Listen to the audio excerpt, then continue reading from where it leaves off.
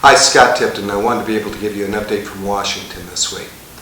Today, as Americans, I think that we all pause to reflect back on 9/11, 14 years ago, when our nation was hit by terrorism. 2 planes flying into the World Trade Towers, another plane hitting the Pentagon, and a 4th plane brought down by brave Americans as it was flying toward Washington, D.C. to stop any further harm. I believe it's very appropriate that as Americans we all pause and lift up a prayer for those who lost their lives, for their families, and as always, for our brave men and women in the United States military who always rise to meet the challenge of defending this country and protecting our freedom. 2 things that we dealt with in Washington this week to begin are dealing with the EPA. As many of you are well aware, in southwestern Colorado, the EPA caused a spill north of Durango, impacting the local community, flowing down into New Mexico, hitting the Navajo Nation as well. We're holding hearings to hold the EPA accountable. Science and Technology held a hearing this week. Energy and Commerce and Natural Resources will be holding a hearing next week that I'll participate in, with the goal of holding the EPA accountable just like a private business would be held accountable. We need to make sure that the concerns of our local communities are addressed. Financial impacts to the rafting industry, the angling community, the tourism community, the farm and ranch community, to make sure that those communities are held whole, and to make sure that we're moving forward as well, to make sure that this is not going to be an issue that is going to arise again out of the EPA. 3 bills that we voted on that I believe are very important for the United States were addressed this week. The bill that we voted on earlier this morning dealt with the Iran nuclear agreement. This failed with bipartisan votes. I voted no, and it was very clear why. I went in and read the agreement.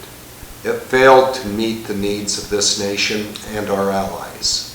When we look at that agreement, I think that every American could agree that it was important to make sure that Iran, a state sponsor of terror, does not get its hands on nuclear weapons.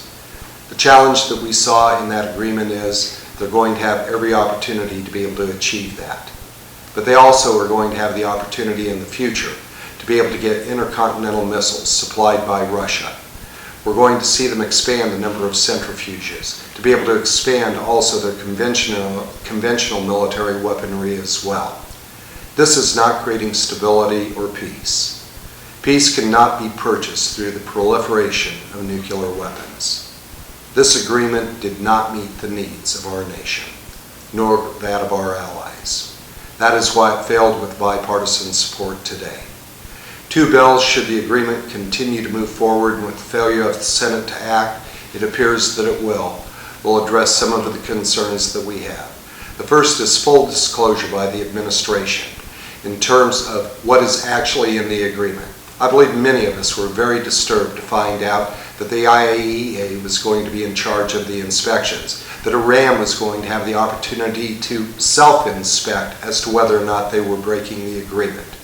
That's not the type of agreement that I believe any one of us would ever negotiate, but that's where it's at. We're going to hold the administration accountable for full disclosure.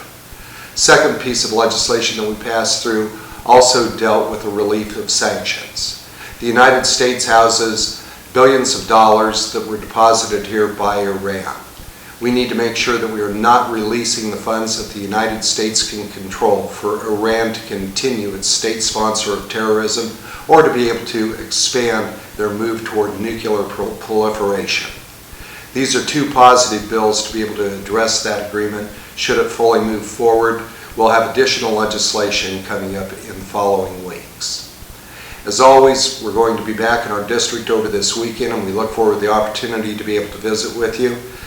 Please feel free to reach out to our offices in Grand Junction and Durango and Alamosa and Pueblo and here in Washington as well, to be able to express your concerns and your ideas, and we look forward to seeing you soon. God bless you, and may God bless our country as well.